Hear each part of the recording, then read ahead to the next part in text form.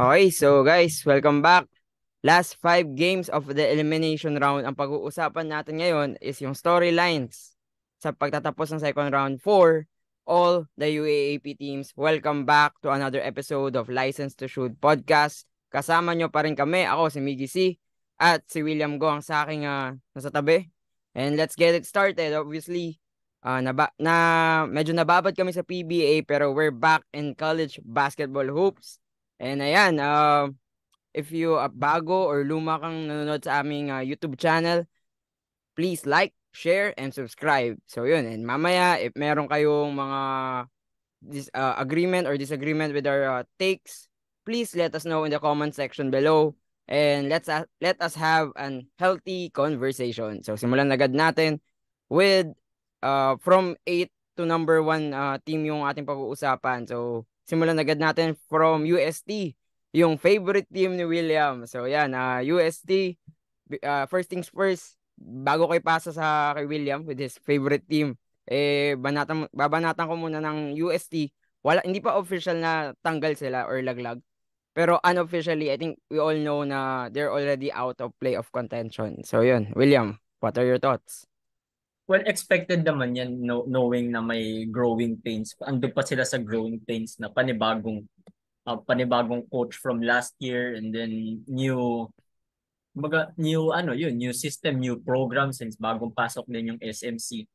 And yung most of the recruits naman talaga for season 87 naman talaga, such as sina Kyle Paranada, si sino pa isa nila kinuha, si Padrigao. Sila yung pinaka-notable, and there are other big names na they recruited from other schools na parang college players na from other schools na nagre-residency ngayon. So that's the key factor na for years na they're preparing yung parang, I don't wanna say tapon, pero ito yung parang tawid nila for next season na they would prepare for season 87, which is doon na dadating yung mga recruits nila. And another big storyline na naka-affect sa UST camp is yung injury nun ni Adama Faye, di ba? Ng import nila. Yun, si Faye. Yung injury niya nangyari unfortunately it happened. And also yung parang si SJ Moore, di ba, na parang sobrang matunog yung pangalan niya, hindi pa natin nakikita so far yung full or like hindi pa lumalabas yung full potential, or at least half of his potential so far this season. So it's more on kay Nick Cabanyero pa lang naman. And may mga chismis na kumakalat, 'di ba, na parang he's getting international offers ata. I'm not so sure. So it can also affect their camp for next season. Kasi alam ko naman this season na kahit sabihin natin, assuming na totoo nga yung mga offers niya, ang focus niya pa rin is tapusin yung nasa season na to. Yes, of course. Syempre, he's the King Tiger, and yeah, one of the responsibilities as a King Tiger is to finish the season strong. And I think yung storyline talaga dito sa UST for this for their last 5 games is obviously how to create the good habits na kaya nilang dalan for next season. Especially with yun nga, sinabi mo yung baka healing mo kasi talaga sa chismis eh. So, Grabe tawag mo din yung naman. chismis. Hindi. Medyo. So yun, tawag doon, yung chismis ni Cabanyero, I think last year pa yan, meron na. And then this year, dahil patapos ng season, bumabalik ulit. Pero let us wait and see kung ano gagawin niya. Pero hoping for Nick to come back next year for USD kasi mas malakas na sila next year for sure.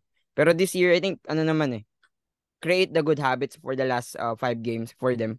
Especially si Coach Pido, i-check niya kung ano yung mga pagkakamali nila ng first round or their first 9 games, and then paano nila i-apply yun for their last 5 games. And I think one of the things na nagustuhan ko lang for UST is nakukuha na rin ni Coach Pido yung mga kind of players na gusto niya sa rotation, like si Doremdes, si Manaytay, and si Crisostomo, and si Pangilinan. Napapagana niya as locals na tutulong kay Nick Cabañero. Pero in this season medyo kulang pa, pero next year pag meron ng firepower or more firepower for UST, I think they could reach another level. Pero in this time, I think they need to get all of the good habits na kailangan nilang gawin for next year. So yun.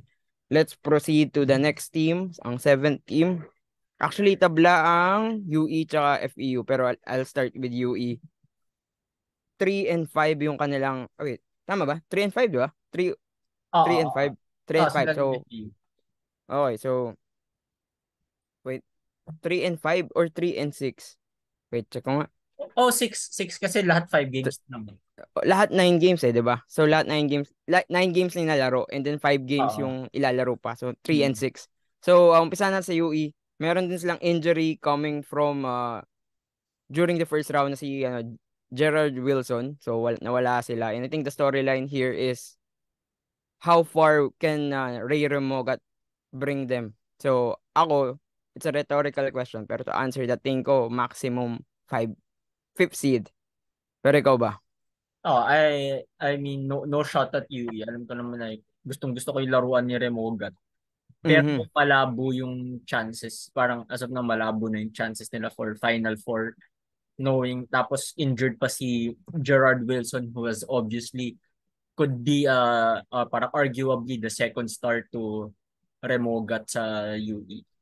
Which is a big blow for them. So yun yung for me parang when I look at UE na yeah, since buhat mode si Remogat which hindi naman natin masisisi si Remogat for it. Pero ay yun nga, tama kayong sinabi mo na how far will Remogat take them kasi parang I see him as starting to be the Jerome Lastimosa version Mhm. ng Mhm. Mhm. ng UE ngayon knowing na 'di ba ganyan din si Jerome nung una. Although he wasn't the Jerome Lastimosa last year. Last oh, year. tsaka yung season 84. Yun, 84, Yung tama. early years ni Jerome, ano pa sila eh. Meron Parang pa siyang Ahamisi and Manganti nung early years niya. may So, nung ahas. nawala yung dalawa, siya na yun. Kaya medyo hindi pa ganun kataas yung role niya. Pero ngayon, Mm. yeah, he is slowly being the Jerome Lastimosa. Hindi ko alam kung ilang years pa siya after this season. Pero, Parang 3 ata or 2. Kasi alam ko rookie lang din siya last year eh. rookie lang ba siya? Sa pagkakaalam ko. Ayun. So, ayun na nga. Pwede pa siya, he can take on that Jerome Lastimosa role. So, Mm. siguro si UE siguro as of now, hindi pa sila pang Final Four. Although maybe next year kaya nila. Ako din. Actually, safe to say na medyo baka mahirapan sila. Kasi 3 and 6 yung kanilang record. 5 games. And yung alam naman natin, yung magic number sa UAAP is 8 games to reach the playoff contention. Which means, kailangan nilang panalunin lahat ng remaining games nila. So, I think medyo mahirap yun, knowing na meron pa silang UP, Lasal, and Ateneo sa remaining teams nila. And then, to add lang din, kasi nga kulang sila. So, baka mahirapan din ang UE to reach the Final Four. Yun. Although, siguro one thing to add na lang din na magic number ng UAAP is 8. Pero it happened one time na ang naging magic number for Final Four is 7. So, I think, Wait nga. Sino na ba natitira nilang kalaban? yun, tatlo nga, yung tatlong nasa taas pa. So, O, di ba hindi pa UP, nakakalaban? Lasal, NU, ay, sorry, Ateneo. Tapos may FEU pa sila. Tsaka, wait, Adamson? Tama ba? Parang ganun. Ayun. So, Tama. uh, Ayun. realistically speaking, medyo hindi ganun kataas yung chances nila of making the final. Mm. Pero at least, parang, they can also, di ba wala pa naman masyadong graduating sa kanila. Yun ang hindi ko sure kasi ang UE, alam, since last year medyo ano sila, prominent sila to get a lot of one and done players. Ayun nga, puro one and done. So, hindi ko So sure. hindi ko din sure kung sino sa kanila ngayon yung one and done. Ang alam ko lang graduating si Abdul Sawat for them. Pero Kasi yung like si Kasi Yung mga mga iba bottom hindi ko na teams sure. ngayon. Yung mga bottom teams ngayon, not just UE and UST, kahit yung mga FEU ganyan. Since mostly mga young team pa sila, they can develop or like they can use the remaining games na parang wag naman necessarily na magpatalo pero at least kahit papano medyo mag-build ng momentum heading into the next season na sila. Since most Mm. sila puro mga young teams pa eh. Mm. Okay, so yun. I think this is not a shot on UE. Parang Mm. yung medyo speech namin yan, medyo Oo. medyo parang Wala naman. palubog na sila. Oo. Pero lang, parang in our opinion, medyo mahihirapan sila. Pero if si Ray Remogat, i-channel niya ulit yung Ray Sanity niya na mag 30 points siya per game. Malay natin. Pero, Tapos panalo pa. ano yun? Realistically speaking, medyo mababa yung chance ng UE. Realistically speaking. Pero, Yes. we never know. Mm. We never know what could happen.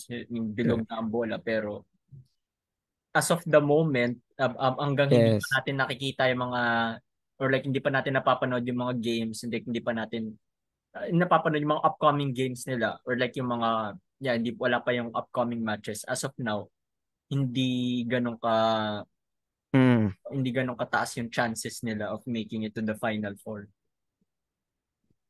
I agree. And guess yun, ito yung sa UE medyo mababa yung chance. We come to another team na same na lang standing pero ako mas mataas yung chance ko sa kanila na makaabot ng maka-upset or biglang maging dark horse for uh playoffs, and that's the FEU Tamaraws. Currently also with same silang UE na 3-6. Pero ako kasi ang storyline ko dito is how brave can the FEU Tamaraws be?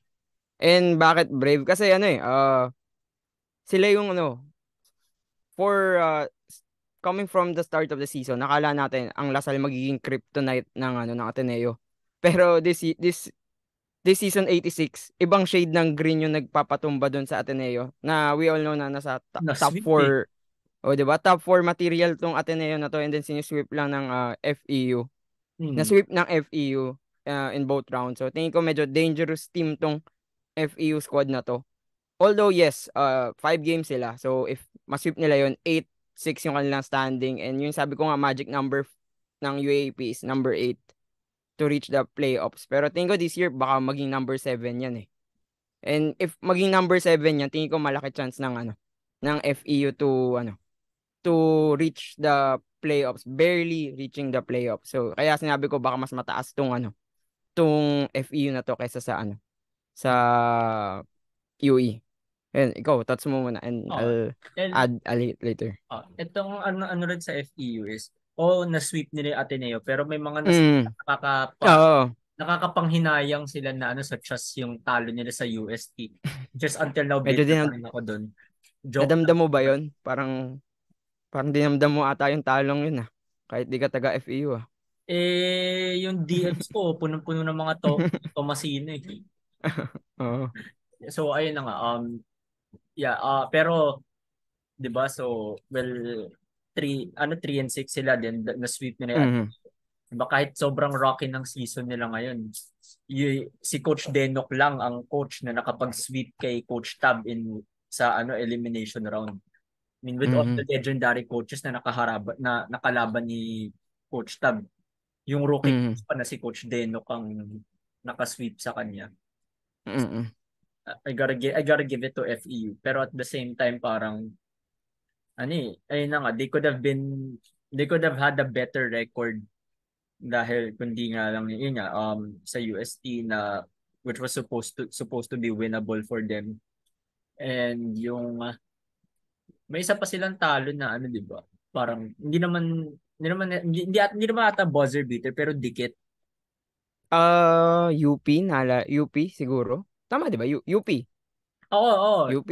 UP, Yun. UP. Yun yung kay game winner ni Wait, hindi siya game winner pero parang natabla pa, parang basta something hmm, overtime siya, overtime. ayun, Overtime. nag-overtime mo, 'di ba? They could have took care of business sa UP din, which was obviously alam natin yung odds towards UP ngayon na sila yung possible na magcha-champion. Mm. So, yeah, pero in the long run, I can see na they can go back to contention since FEU parang malabo na nakikita natin wala sa Final Four ng FEU. Mm. Ever since nagsimula tayo manood ng UAAP lagi. When you look at the top teams, hindi mawawalang FEU din. Mm. Sa FEU, sa UE kasi kanina, medyo sinasara ko na yung kortina ng Final Four nila. Dito sa FEU, tingin ko, hindi ko pa sinasara kasi medyo optimistic pa ako dito sa FEU squad na to, even with 3-6 record. Kasi, kung iisipin mo, last 5 games nila will be NU, UP, LaSalle, UST, and UE. So, sabihin natin UST, UE, baka kaya nila. Yung tatlo, medyo mahihirapan sila. Although, if we're gonna look back at their first round meeting against the top 4 teams currently, yung LaSalle, they almost beat LaSalle dahil nag-comeback sila, just felt short. UP forced them to overtime. NU, ganun din yung story. Muntik din nilang makakuha sa dulo. And then Ateneo, natalo nila. So I think medyo dangerous tong FE yung team na to if they could get their rhythm. Pero syempre, they need also to wag din sila magpapatalo dun sa mga teams na nasa baba nila as of the moment. And I guess if kaya nila gawin yun, siguro 4 wins or even 5 wins, baka nga we could see, ano yung tawag doon? Playoff, yung parang battle for the last spot. Oo. Yung ganun, yung mga tiebreaker. And think if kaya din ng FEU na umabot doon as of the moment.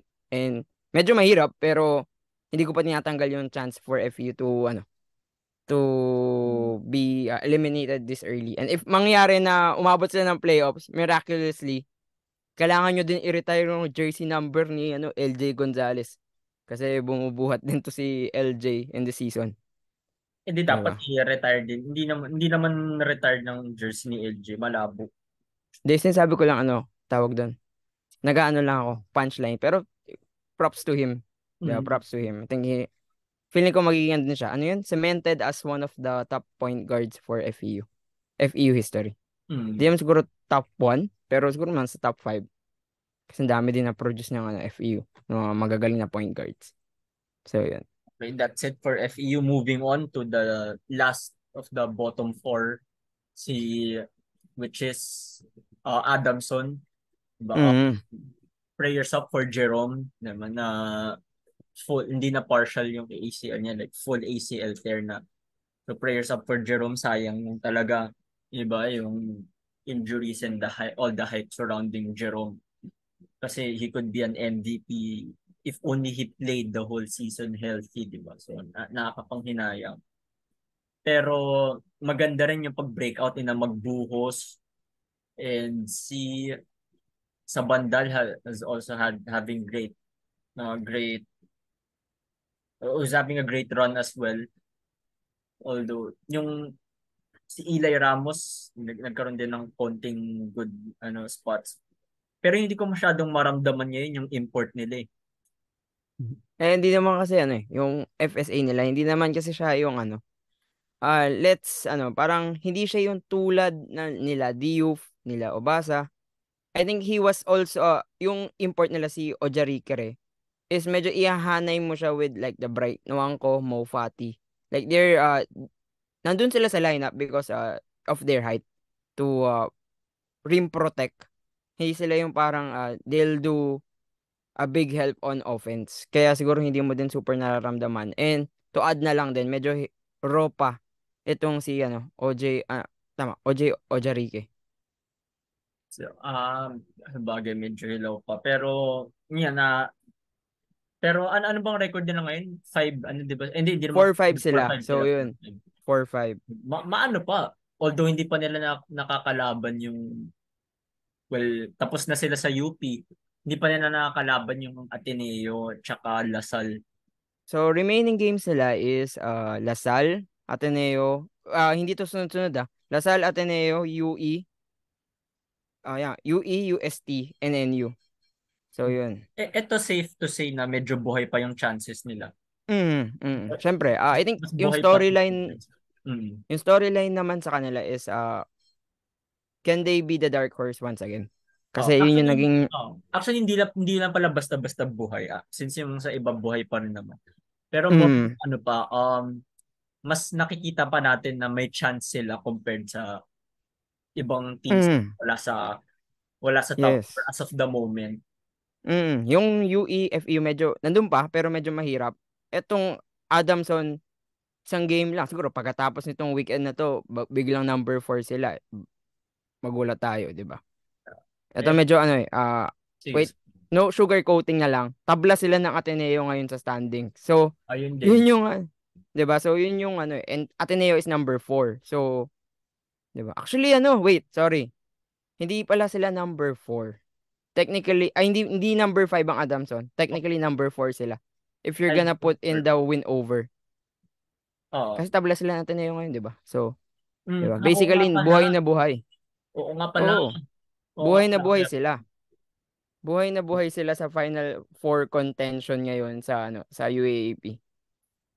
And ano rin, parang they have to be more consistent lang siguro especially when it Mhm. comes to closing out games. Kasi parang may mga good games sila tapos the following game talo or like 'di ba hindi ganun ka memorable na parang hindi naman sayang pero hindi sila nakaka-pick up from the previous wins nila. Mhm. I Ako personally, sabi mo kasi kanina medyo breakout ni Vince. Ako for me hindi pa masyado kasi alam ko yung nagawa ni Vince previous years. Na sobrang naging steady ngayon medyo shaky and since kailangan niya mag-step up, medyo mataas pa expectation ko sa kanya. So I think he needs to uh contribute more for his team. Pero yung comment ko for Adamson is obviously si Manzano. So yun, si Manzano for them talagang step up as the Ayun yung number one. nakalimutan ko si Manzano. Yun. And then si Joe M. sa bandal din naman, kahit pa paano. He may not put Jerome Lastimosa numbers sa stat sheet, pero he's trying his best to be the point guard for Adamson. And yun yung nakakatuwa for uh, Adamson this season. And yung maganda na lang siguro silver lining with Jerome Lastimosa now biglang na-announce na he will be out of the season.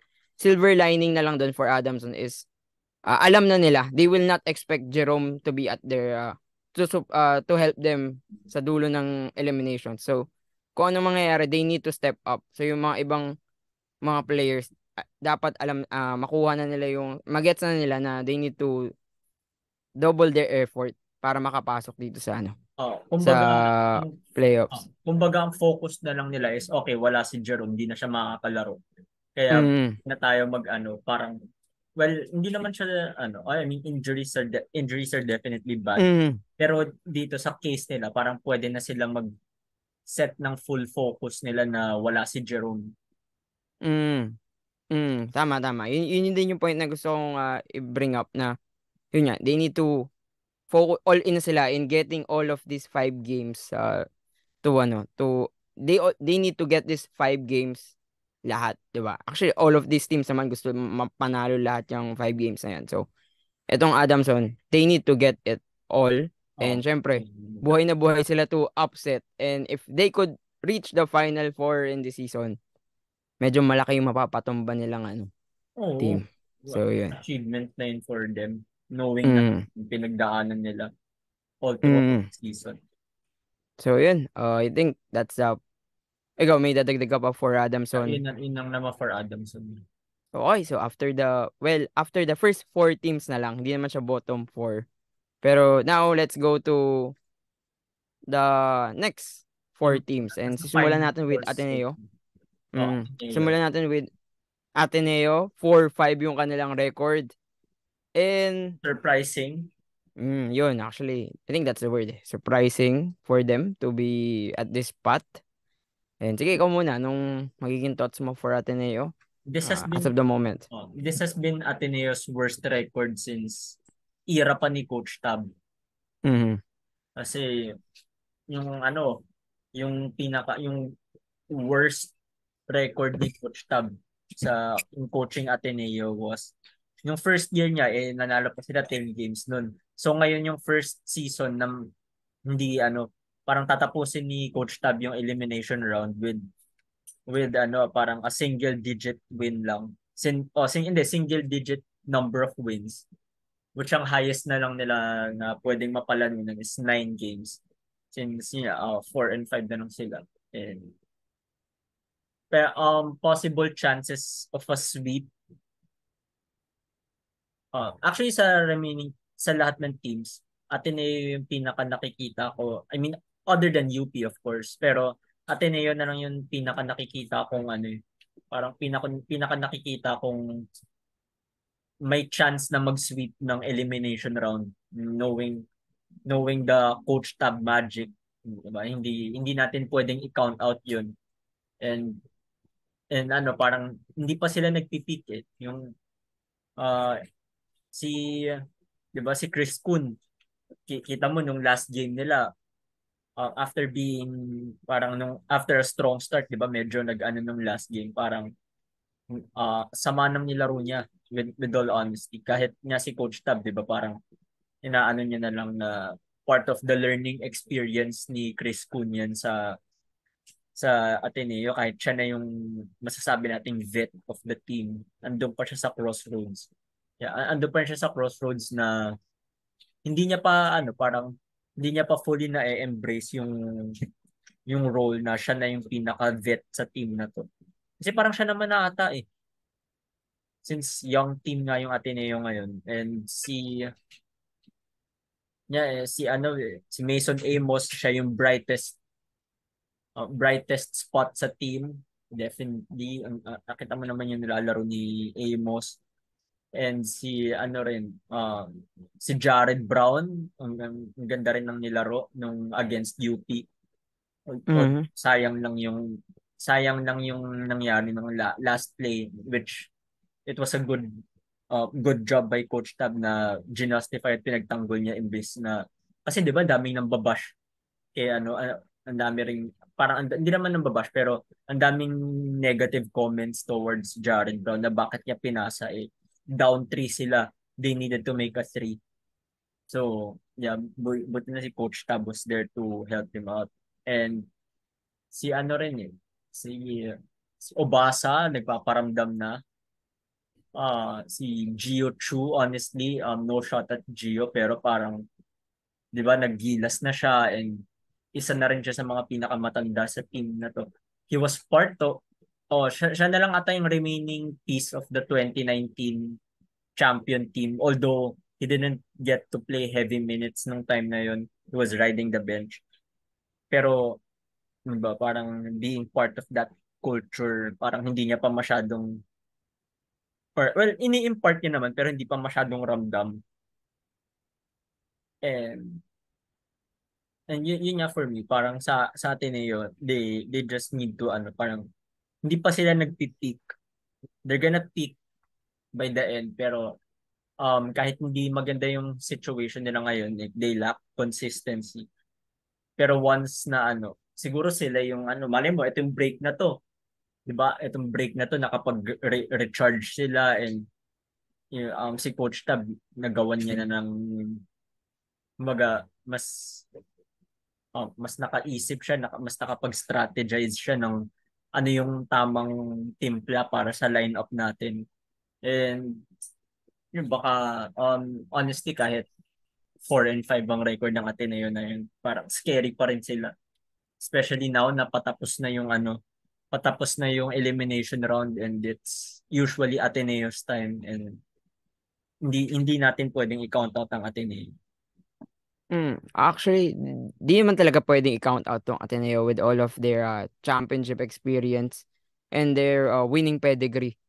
Pero if dangerous ang Ateneo na umabot sa na ma-sweep itong team na ma-sweep yung last 5 games nila, I think dangerous din yung Ateneo na baka malaglag sa Final Four. I'm not gonna take out that fact. Diba? Kahit maraming Ateneo magalit or maraming UPing matuwa or other teams matuwa. Tingin ko nasa gitnang-gitna talaga sila. And kung titignan mo ng standings, medyo below 500 nga sila ngayon with 4 and 5 na very uncharacteristic. So medyo nakakatakot yung Ateneo for both sides. Nakakatakot na baka biglang maging halimaw, pero nakakatakot din na baka biglang malaglag. And hindi ko tatanggalin yung fact na yun kasi ano pa 'to eh, relatively young Ateneo team. Obviously with Amos, Brown, then si Kun, 'di ba? Medyo mga young players pa yan sa UAAP. So, yun nga, nasabi na rin naman ni William halos lahat, pero ako feeling ko tong Ateneo medyo nakakatakot yung sitwasyon nila ngayon. And I'm just gonna contend yung ano, parang ko-contest ko lang sinabi ni William na sila yung pinaka nakakatakot na makapag 5-0 in this last remaining games. I think hindi sila. Pero ibang Bakit team sino yun ba na tingin mong ano? madadaanan natin mamaya, panigurado. Pero hindi sila. Tingin ko hindi sila yung mag 5-0 sa ano. If ever, yung pinakamalaking chance na mag 5-0 sa stretch na to, hindi sila. So, yun. And, for me, ano, gusto ko natin yung maging Final Four. Totoo lang. Pero, tabla sila ng Adamson ngayon eh. And yung Adamson, medyo, kahit sabi mo wala sila Stimosa, nakakatakot yung team eh. So, nakakatakot in terms of makasilat. So, yun. Hoping for Ateneo to pick in the last 5 games or at least get their rhythm and then siguro baka bigla mag-pick palalo yan sa playoffs pero syempre they need to focus on their last 5 games. So yun, and thank you name for Ateneo, and let's proceed to the next team which is currently number 3 with NU. hindi NU. NU. Lasal. Lasal sila 3 lose Tinalo. 3 tatlong talo ng Lasal. NU din naman eh. Dalawa pa lang ang NU. UP, Lasal. Natalo sila sa Lasal nun ah. Ano nga, 6-1 sila, 'di ba? After first round, ang NU. So, Lasal lang ano. Hindi, may talo din Wait, sila isa. wait lang. Oh, wait lang. Oo nga. Eh di ano, 7-2 ang NU ngayon. Pero ang Lasal is 6-6 wait, 6-3. 6-3 ang Lasal. Yan. Sige, check mo. 6-3 ang Lasal. Alam ko 6-3 ang Lasal. Oh, 7-2 nga pala NU. 'Di ba? So, yun. Let's go with Lasal. Lasal muna. Masyado ko na masyado ko Oh, natuwang mag number 2 agad yung Lasal. Kalma ka okay. lang, malapit. Pero parang ano Malaki ako chance sa sila mag Lasal. number 2. Oo. Sige, since Lasal, homeschool natin, simulan mo na. Ano bang gusto mo sabihin sa Lasal? Lasal, of course, statement win over NU. Since yun pa lang yung contender na tinalo nila. 'Di ba? Yung mga remaining kasi 'di ba 6-3 sila. They yung tatlong talo nila was UP Ateneo Mm-mm. and NU nung first na Mm-mm. matchup nila. So puro contenders eh. So ngayon parang I do believe na statement win nila to. Statement win nila to dahil na parang ito yung first contender na tinalo nila. I mean no shot at the other teams na tinalo nila. Pero 'di ba hindi naman sila yung parang contending this season. Like well hindi ganun kataas yung expectations towards those teams na tinalo ng Lasal compared to NU of course. And for me naman ano na sila they've locked their spot sa Final Four pero since 3 sila um parang they have to win at least or yeah to win at least either at least one of UP and at UP or Ateneo. Dapat kahit at least isa lang doon matalo nila. And kasi parang sa contenders yun na parang yeah for me hindi pa ako masyadong high on Lasal winning it all. I mean of course I'm hoping for them to win it all pero objectively speaking parang hindi pa ganun kataas yung ine-expect ko towards them knowing na they haven't really beaten a contender aside from NU although mamaya quick preview lang for the NU segment this injury plague to for NU since Mm. so parang yeah Lasal needs to they need yeah parang before I say na or like before I start expecting again for Lasal to win, 'di ba? Parang mag-ano muna sila, mag-isa muna sila or like they need to make a statement win against the contender. So yun, actually kanina yung sabi natin sino yung team na makakapag 5-0 in this stretch. Feeling ko Lasal yung may pinakamalaking chance. Kasi medyo nagpipick na sila in this second round. Mas nagigets na nila yung kailangan nilang gawin. Especially, syempre, si KQ. After lumabas na siya yung number 1 sa MVP race, biglang parang nag-other level yung ano niya eh. Yung laruan niya MVP. palalo, 'di ba? MVP naman. First triple double since 2019. So, ay 18. 2018, CJ 2018. Cancino. Against UE yun. Against UE, nandun ako eh. So, wala lang, share ko lang. So, yun, at this time around, wala ako doon pero nakapag-dribble double and si KQ. So, which is, di na tayo nagugulat na magti-triple double siya with all of his skill set. Pero what I'm trying to say is, si KQ, umaangat na yung level niya in the second round. And I think all of Lasal din umaangat na yung laro. And especially si Coach Topex na after one round in his belt, alam niya na rin yung UAAP atmosphere. And I think in this last 5 games, kahit Ateneo and UP yan, kaya nilang, tingin ko kaya nilang talunin eh. Oh, Honestly speaking, kaya nilang kaya, talunin yan. kaya nga nila talunin yan. Diba? And yun, Although yung and Ateneo ano lang, kasi, for Ateneo kasi, well, going back, babalik lang ako ng sobrang slight sa Ateneo. Parang sige kung lang. malakas yung kalaban, dun lang din sila lumalakas eh. Oo. Pero babalik din ako after mo sinabi yung point mo kay Ateneo. Naalala ko yung last episode natin about Ateneo Lasal. Sabi ko, yung Lasal mananalo sa Ateneo ng one time this year.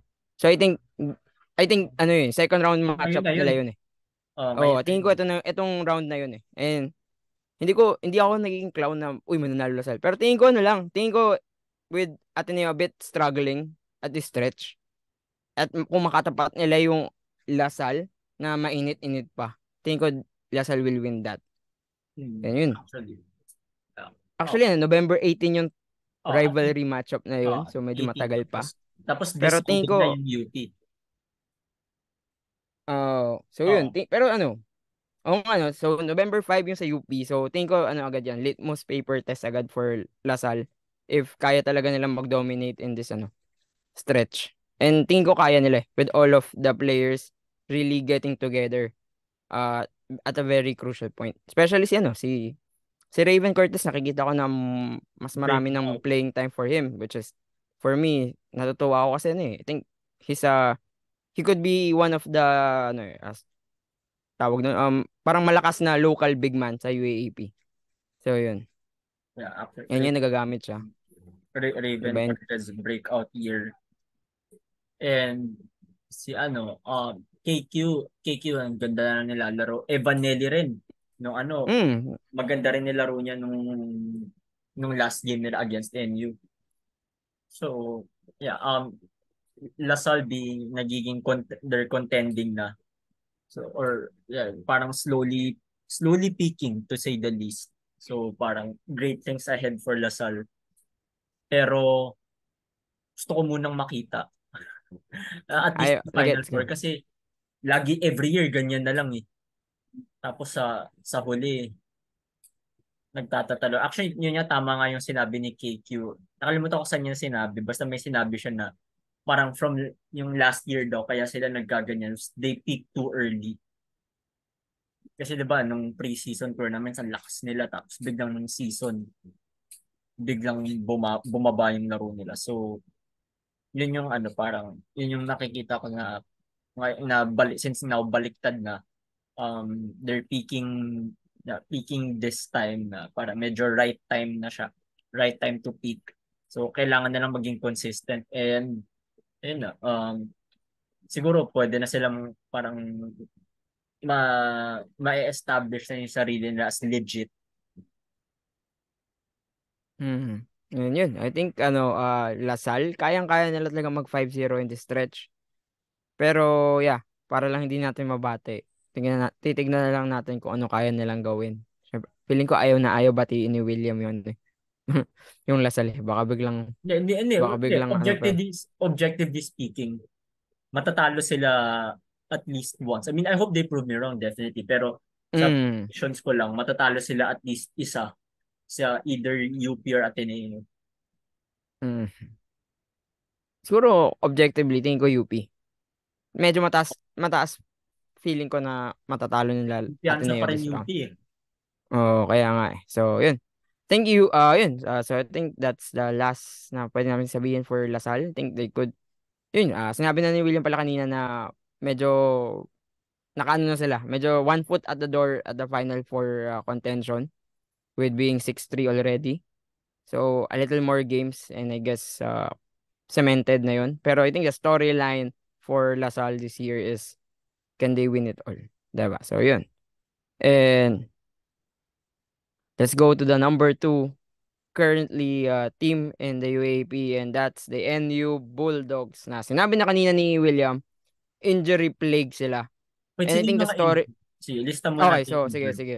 Sige, okay. So, ang Steve Nash. injured sa kanila, apat yun eh. So, Steve Ah, Nash, uh, Reinhard Humamoy, si Jolo Manansala, tsaka si Kenshin Padrones.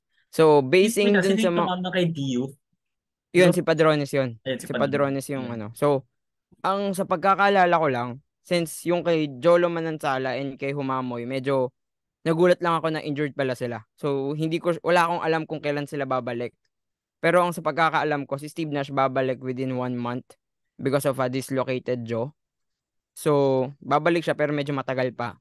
Si Manansala at si Humamoy, sana bumalik agad kasi kailangan sila ng NU. Si Padrones, alam ko hindi na makakalaro for the rest of the season. Ayun, hindi ko matanda ko ano yung injury niya. Basta yung natamaan kasi siya ni Diouf and kailangan niya ata magpa-surgery that could take him for ano. Di ko sure kung gaano katagal pero out of the season na daw siya. So, yun. So, op, uh, kung optimistically speaking, tatlo yung babalik for NU pero siguro yung other side nun is kailan babalik. So hindi din natin alam. And I think the storyline of NU for these last 5 games is can they reach the twice to beat advantage? 'Di ba? Yun yung tingin ko yun yung kailangan nila to win it all in this year. And medyo mahihirapan sila knowing na wala si Steve Nash na at some point nagiging number 1 guy nila yun pag medyo matumal si Kian Baklaan. And Stat then line sa kanila. mhm. And then si Jolo Manzala na off the bench ano to eh. For me ito yung mga one of my favorites na off the bench players ng UAAP in this season, si Manansala. Feeling ko hindi mo siya super kilala pero siya yung ano eh, yung dumadakdak last year. Yung taga NU na dumadakdak parati sa highlight. So siya yun. Kaya nakaka-excite to si Manansala. Pero hoping na speedy recovery. And obviously si Humamoy. Kasi for Humamoy naman kailangan niya bumalik agad kasi para ano, para makuha niya yung feel ng UAAP kasi nasa rotation nga siya pero limited minutes and we know his caliber of a player na kaya ano yun, juniors MVP yan eh. So kailangan niya lang talaga makuha yung footing niya sa UAAP and para makapag-contribute right away. Kaya kailangan niya ng speedy recovery. Pero going back to the storyline of NU, kailangan nilang makuha yung twice to beat kasi ano eh, malapit na sila eh. 7-2. Andyan na eh. O 7-2 ang twice to beat siguro if I'm not mistaken magic number 10. So tatlong games na lang kailangan nila. Tatlong games kailangan nila and kung bibilang-bilangin lang natin, hindi pa nila nakakalaban yung UST, UE, FEU. Ay, Oh, joke lang, sorry. UST, FEU, Adamson, LaSalle. Lasal talo sila. Ay, sorry. UP and Ateneo. So UP Ateneo medyo mahihirapan sila, pero yung tatlo kaya nila, 'di ba? Mhm. Wag lang sila magpasilat, 'di ba? Oo. Yun. So yun yung ano eh, tingin ko yun yung nasa chopping board nila ngayon. Kailangan nila makuha yung twice to beat advantage kasi feeling ko yung lahat ng teams kaya nilang talunin, pero kailangan nilang talunin lang isang beses lang para makakuha ng ano, para makapasok agad sa finals. And yun. Siguro to add na lang din kasi NU, I think ito actually ito yung pinapanood ko talaga this season, tong NU. I do have a feeling even though last year yung NU malakas, pero yung NU kasi may kakayahan silang talunin lahat, pero at the same time parang alam mo yung feeling na parang kaya din sila matalo ng lahat. Mhm. Ay, di ba? Kaya silang masilat eh. Feeling, parang ganun yung pakiramdam ko parate pag nanonood ng NU eh. Kaya sila silatin ng FEU, Adamson, UE. Pero kaya din nilang talunin yung Ateneo, UP, Oh, Lasal. So, Basically, last year's Ateneo, like no elimination round, mm, parang malakas sila pero hindi sila invincible. mm, Or like alam mong parang heading into a game, alam mong kaya mo silang talunin kahit sobrang lakas nila. yung Ateneo last Oh. year, Ah, medyo, pero diba? Parang yung, hindi sila yung at kilala nating Ateneo before na invincible, mm, diba? mm. Or Hindi, like yung NU siguro, parang a little notch lower than that oo, kind of level for oo, me. oo. Ayun. So, ganun yung feeling ng NU. Even though, even last year and this year, ganun pa rin yung feeling eh. Kaya with that being said, tingin ko, kung gusto talaga nilang manalo, win it all for this year, kailangan nilang makuha yung twice to beat. Kailangan nilang malagpasan agad yung Final Four as quickly as they can. And para magawa yun, top two slot in the They have elimination to round. secure that top two slot. Mm. Kasi Lalo knowing, na ngayon medyo malakas lahat eh. hindi, medyo nangangamba sila ngayon kasi injury Tapos, plague sila. Tapos yung injury. Lasal kumakatok na with only one game behind them, 'di ba? Knowing that Lasal pa ang tumalo sa kanila. So, Mm. basically, Lasal knows what it takes to win against NU. So, Mm.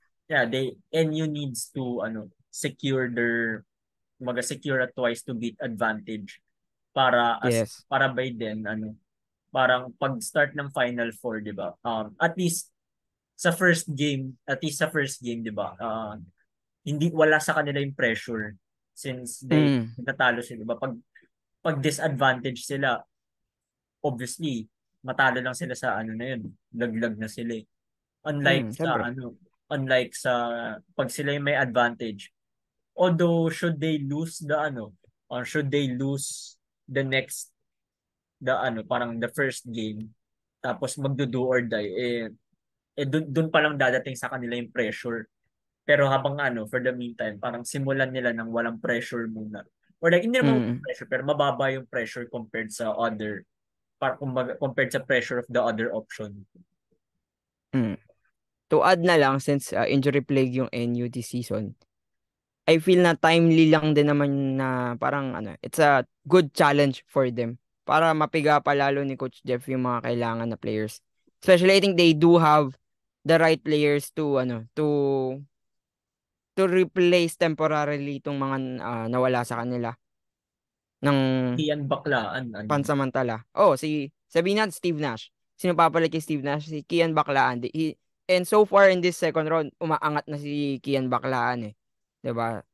Yung nararapat niya talagang pwesto sa UAP nararamdaman na natin. Pero at the same time that yun yung backup point guard for Kian Baclaan, nandiyan naman si Don Lim, nandiyan naman si LA Casinillo. So I think kaya naman nila din mag-step up and I think they need to take that chance to help NU at this very crucial moment. And then sa part naman ni Jolo Manansala na off the bench spark plug ni Coach Jeff, nandyan sino to? Yung kapatid ni Ray Parks, si Mark part. Parks, di ba? And meron ding offense tong player na to katulad ng kuya niya. So tingin ko kailangan niya din makuha yung opportunity.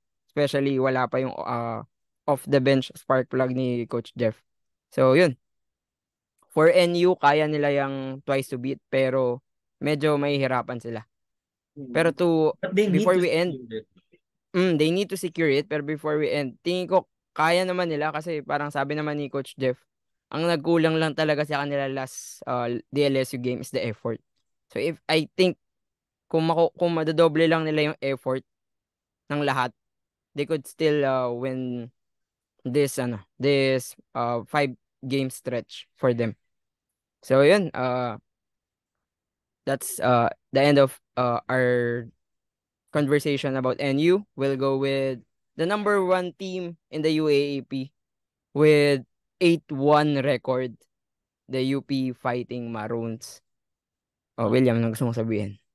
UP, of course sila naman ang pinaka-favored ngayon. Although Mm. injured like minor lang naman, si JD Kagulangan. So, which sobrang laki sa kanila nun kasi 'di ba wala silang parang natural point guard, 'di ba? Kasi Oh. kasi nag-point guard sa kanila nun was nung start si Enyo Boy din si Abadiano. Although maganda yung Oo, nilaro niya, pero hindi naman NU talaga siya. boy. Oh, NU high school siya, di ba? Oo, natawa lang ako tinawag mo siya NU boy. Hindi kasi NU boys yung ano tawag sa kanila. Mm. Yung sa grupo nila na players ni Coach Golda. Anyway, Mm. um sa ano 'di ba, parang yun bumalik na rin si Fortea, pero yun yung other than JD, yun yung parang kulang sa kanila is yung pure point na hindi ma pure, not necessarily pure, pero like yung natural position niya talaga is the point guard. Uh, Mm. kasi 'di ba wala na si James Spencer, although late lang siya na naging convert point guard. So Si Spencer no. aba- okay. So parang they had to go with nung matchup nila against Ateneo, they had to go with convert point guard, which was si Jerry Abadiano. So although Pero alam ko si Abadiano, if I'm correct me if I'm wrong, pero ano to, nagpo-point guard to nung ano, NU high school days. pero ano, hindi yun yung natural position niya. Convert na ano parang when needed lang, which obviously that game they needed due to the injury of JD. Pero yun na and so tignan natin ka parang can they sustain or if ever man, although hindi ko alam kung kailan babalik si JD, pero if ever na parang at least 2 to 3 games pang mamimiss ni JD, can they sustain with ang top point guard nila is a convert point guard in Jerry Abadiano. Kahit sabihin yun nga, kahit sabihin natin ang ganda ng nilaro niya nung against Ateneo, 22 points. So yun yung key ano for me. And another thing rin is I feel like UP is starting to peak na rin at the right time. Kasi well, I'm not sure if peaking at the right time is the proper term for it. Pero ang ganda na rin parang to close out the ano, parang sa past few games nila, 'di ba? Ang ganda rin ng nilalaro nila. Although na-injure lang si CJ, ay hindi ma-injure, nagkasakit pala. So with flu, so I do believe by now recovered na siya and he'll be back to play against LaSalle. So yeah, it's also a good factor for UP knowing na complete sila by the ano parang heading into to a game against LaSalle and si ano pa si Harold Alarcon, ang ganda ng nilaro niya against UP and mhm, si Francis din may paano pa Mm. may pa ganun pa siya which naka-draw ng hit sa Para Ateneo. kay Cancino daw kasi yun. Oo, Kayo naman. oo, yun na nga inaanohan niya si CJ.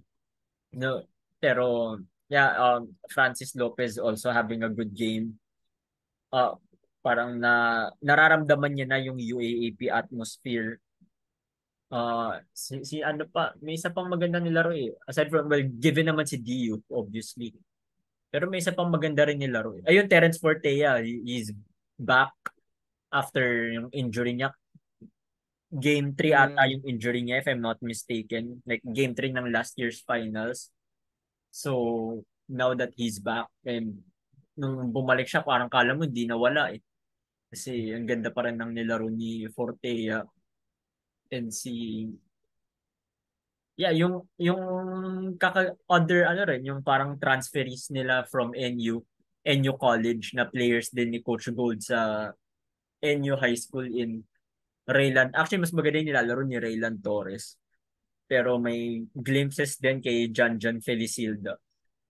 So, wala lang. Ang ano masyado ng UP eh. Parang Wait lang, SPGC. for you, si Torres ang mas magandang nilalaro this year kaysa kay ano, Diba? Felicilda. Parang baliktad. For me. Or nabaliktad mo din silang dalawa. Hindi. Torres talaga. Torres yung shooter eh. Tapos si Felicilda yung point guard. Oo nga. Oo nga. Torres nga yung Well, sinasabi kong ano. oo nga. Then, nagulat lang kasi medyo ano pa eh. Medyo, pag nakikita ko to si Torres, medyo malamig pa sa 3-point distance eh. And actually, 0 points nga siya last game eh. Kaya nagulat ako. Hindi kailan yung magandang laro ni Raylan Torres. Alam ko may isa siyang magandang nilaro this Baka year. may isang breakout game na parang tumatak sa'yo, kaya na-feel mo Oo. na ano. Basta alam ko may ano, parang ano pala tong Raylan Torres na to. Yung parang Kaya Mm. non-negotiable. Tsaka maganda rin yung galing UPIS. Si wait, For Torculas. ayun, Torculas. Mm. Ayun yung starting power forward nila. So, Mm. yung ganda rin ng nilalaro. Si Sean Alter, hindi ko pa masyadong na ano. Ako okay Sean Alter in terms of parang ano lang, Ano lang, backup parang hindi pa masyadong, kumbaga, silent contributions. Ayun. yes. For the role na binibigay sa kanya, I think he's doing it quite well naman Oo. for Alter. Parang hindi lang niya masyadong pinaparamdam yung sarili niya, pero maganda yung nilalaro niya. It's like if Mm. really close to the team, like alam mo yung ginagawa ng team, maganda yung ginagawa ni Sean Alter. Pero mas gusto ko yung si hindi ko ma-pronounce, guys. Torculas. Torculas. So, sorry talaga kung hindi, sa mga UP fans kung hindi ko ma-pronounce ng maayos yung last name. Pero ngayon, Torculas. Ayun, Torculas. Yan. So yun, ako storyline for UP, di ko sure kung anong magandang storyline for UP. Ang alam ko lang sa UP is malakas sila and Sino last game. tatalunin nila? Sino tatalunin Oh, nila sa finals? ako maganda yun, maganda yun. Yan na lang. Sino yung tatalo? Hindi man sa sino tatalunin, sino makakaharap nila sa finals. Wag naman talo agad. Parang binibigay mo agad yung championship sa UP. So, Pinabati ko lang para malay mo ah, paglasan yung masyado nakalaban, di kang ba? ah. O, or joke Para lang, saan, sino na lang makakaharap nila sa mabash finals? tayo I ng think UP yun na fans lang. nito eh. Oo. Oo nga, meron tayong dyan. Oh. Supporter ng UP. Baka. Shout out natin si Mr. Opinionated, di ba? Oo, yan. Mr. Sobrang Opinionated, tumututok shout out for sa iyo. UP. Oo, Mm. thank you for supporting the pod. And, Basta ako, yun hindi lang ko yun, ha? babatiin yung UP. Hindi ko babatiin yung UP. Parang sino na lang makakalaban nila sa finals. Oo. So, yun. Medyo one foot at the door na agad sila sa finals. Nararamdaman namin. And isang pruweba doon is injury. Kulang-kulang sila last game against Ateneo at team na tinalo nila. Pero natalo pa rin nila, 'di ba? Oh, So, and it's not like pag bumalik sila, malaking adjustment yung kailangan mong gawin. oo. Oo Kasi nga, kaya nga nakaka-buy-in lahat eh.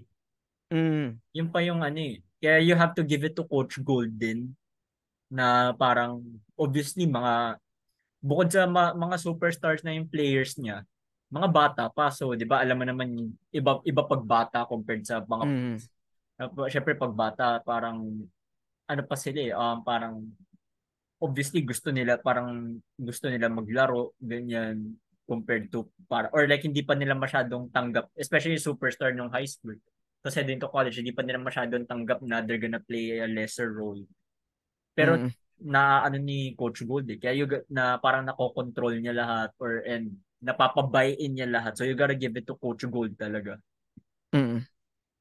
So, yun. Actually, lang, ngayon nagulat ako, medyo napahaba ata kwentuhan natin about all of the teams. Yun talaga yung yun talaga yung maganda pag pinag-uusapan Kasi UAP. ang daming Oo, storylines ngayong season ang eh. daming storylines this season eh. So, to add na lang, siguro final takes, siguro few final takes ko for UP. What I'm liking about them is Jerry Abadiano is getting his name, parang nakukuha niya na eh. Kasi third year na ni Abadiano and sobrang high ako dito sa player na to coming out of high school. Kasi ako actually, ang pag-aalala ko sa kanya, number one point guard ng NU nun eh. Like defensive guard ng NU. So ako kasi ganun yung mga gusto kong player eh. So excited ako for him and 2 years niya sa UP medyo hindi pa nararamdaman. Pero this year, pinapakita niya na talagang one of the highly touted high school prospects siya nung time niya. Tama. Di ba siya yung sinasabihan na Mark Baroka 2.0? Parang. Hindi ko maalala pero yung laruan niya kasi nung high school defensive point guard eh. O ayun 3 na, and D baka nga point siya guard, nga. parang ganun. Baka nga siya Oh, nga so kasi yun. si Oh, Baroka eh. kaya nga Si nagugulat Baroka ako eh. medyo nagulat ako nung starting years niya sa UP. Number 2 siya. Parang ganun. Feeling ko kasi baka kasi medyo malaki katawan, medyo malaki at his size, pero parang kaya naman niya Tsaka, mag-point guard eh. yun 'Di lang. ba? Tsaka mas sa point guard, mas mainit naman talaga si JD. After nung championship, mas mainit na si JD. For me ah. Actually, kahit nung kasi top point guard naman talaga si JD nun eh. Oh, totoo naman. Oh, So yun. Pero yun, going back to Jerry, I'm just happy for him na nakukuha niya na yung niya, yung footing niya sa UAAP. And parang, kasi nakakabasa ako dati na parang si Jerry medyo parang bust na daw. So ito yung mga paharap niya sa mga sa mga nagdududa sa 22 kanya points against na Ateneo he pa. belongs here in the UAP. Hmm. And I think he belongs more than in the UAP in the next few years. Diba? PBA ready na nga yan eh. Mm. So, Tutuusin. yun. So, ako yun, ang dami ka na rin naman nabanggit sa UP. Tsaka, masyado nang malakas yung UP. Na feeling naman natin. Isa sa, actually, sorry. Ayusin lang natin yung statement natin kanina. Para hindi tayo mabash. Sabi natin, Ateneo, Lasal yung medyo may chance na mag 5-0 sa stretch na to. Aside from UP. Kasi obviously, kayang-kaya ng UP to. 'Di ba? Hindi So, kasi, yun. hindi kasi yung Ateneo, Ateneo tsaka UP, tapos parang kaya ko sinabi sa Ateneo, kasi tapos na sila sa UP. So Mm. nila kalabanin yung UP, so remaining games din nila. Kasi ang remaining games ng UP would be Lasal, UST, UE, UST, UE, FEU, FEU, NU. and NU. Okay, Mm. so kaya din nila, kaya din knowing yung natitirang kalaban nila. Kayang-kaya nila, tingin ko. Tingin ko number 1 sila, number 2 Lasal. Pero kung hindi natin ibibilang yung UP na mag 5-0, Lasal yung mag 5-0. Di ba? Oo, Parang ganun lang. pero sila pa rin ang number one. Kaya nga, kaya nga. Oh, So, yun. parang lock na ata nila yung number one seed. Oh, Knowing na obviously. knowing na Lasal and Enyo na lang yung natitira nilang malakas kalaban. Like, malakas pero kayang-kaya nilang talunin, which they did naman no first round. Mm. So, yun. Actually, that's my last take kay UP. Pinaka natuwa lang ako sa kanila is Jerry Abadiano is on the rise for them. And yun, masyado silang malakas. So, yun na. Para saan si UP, takeaways na lang for like the last 5 games for like the whole UAP, anong gusto mong sabihin?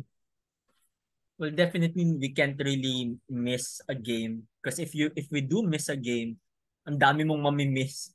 Kasi one game pa lang, ang dami mo nang makukuhang parang Mm. storylines or mga good moments, 'di ba? So, I do believe na ito yung season na parang hindi pa ganun ka parang mas malawak yung championship, yung kumbaga yung up for grabs sa championship. Nito yung parang past few years, alam mo na Ateneo, and then last year, last year, halos same scenario lang. Pero more or less, alam nating Ateneo UP. Mm. Now, mas malawak. Lalo na Lasal and NU came to the picture. Kaya, tapos lumalaban si Adamson ulit. So, safe to say na parang this has to be uh, an exciting season and maraming curveballs na pwede mangyari na which I wouldn't be surprised if maraming upsets na mangyari na like Mm. such as 'di ba? Kaya manood lang tayo ng manood like we just have to keep watching and appreciate the beauty na nangyayari all throughout like all season long. Okay, so ako naman, last 5 games, ano lang, tutok lang tayo sa UAP. Definitely something great is about to happen the last 5 games of each and every team. And I'll just end it with a hot take siguro. Ay, hindi. Ayoko na mag-hot take. Ano lang. I'll just end it with a big, parang, parang, I'll just end it na sasabihin na yung UAAP this year, sobrang dikit yung magiging Final Four race. Dun sa fourth spot, na baka we came on to a conclusion na baka 7 games yung magiging magic number. Na normally nagiging 8. Normally kasi 8 games yung magic number dyan. Pero this year, feeling ko malaki yung chance na yung number 4 seed, yung magiging standing niya is 7-7 sa end of the season. So, let's see. So, yun lang. Napakahigpit ng UAAP Season 86 and hoping na subaybayan nyo yun. And at the same time, subaybayan yung aming podcast. This is once again License to Shoot Podcast. And kung umabot kayo dito, like, share, and subscribe. Don't forget to ring the notification bell. And kung may agree or disagreement kayo dun sa aming takes, let us know it to the comment section. And yun, that would be all. William, take it away. Okay, for Wilmin and for William, and this has been License to Shoot podcast. Until then, take it easy, stay safe, have fun.